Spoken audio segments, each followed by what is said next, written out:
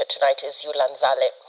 The judiciary has slammed the government over the recent spate of abduction cases, telling the security agencies to adhere to the law to safeguard fundamental rights and freedoms. This comes on the day Kenyans thronged social media spaces to call for an end to abductions in the country, using artificial intelligence tools to express their rage against the state for the fresh clampdown by government online critics. As Emmanuel Tor now reports, the Kenya National Commission on Human Rights has documented 7 new cases of abductions in December. New cases of abduction with each passing day have become all too common in the last few days. The recent spike in cases of kidnappings of online government critics by people believed to be the police,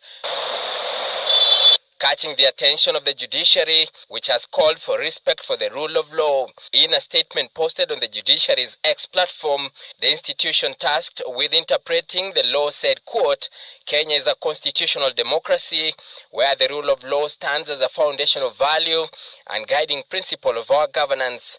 Abductions have no place in law and indeed are a direct threat to the rights of citizens." The statement by the third arm of government led by Chief Justice Martha Koome, firing a warning shot directed at security agencies, saying, quote, "We strongly urge security agencies and all connected entities to adhere to the law to safeguard fundamental rights and freedoms." This comes as the Kenya National Commission on Human Rights issued a statement revealing that 7 more people were abducted this month alone.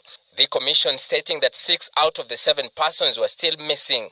The 7 were Stephen Kavingo Mbisi from Machakos, Billy Wanyiri Mwangi from Embu, Peter Muteti, who was abducted in Udhiru, Nairobi, Bernard Kavuli from Ngong, Nairobi, Naomi aka Jaber Toto from Ruaraka, Gideon Kibet aka Kibet Bull, who was taken in Nairobi, and Ronnie Kiplangat from Kiambu. Citizen TV, however, followed up on the alleged abduction of Naomi, also known as Jaber Toto, and could find no proof that she had been abducted.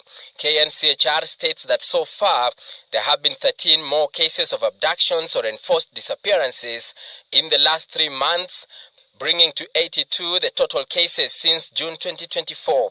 29 persons are still missing since June 2024. These as Kenyans took to social media by their numbers, using artificial intelligence-generated content to call for an end to abductions, with the hashtags #EndAbductionsKE and Free Kibet Bull trending on X since the abductions started. Kenyans posting messages against the government's threat to democracy and failure to respect the rule of law.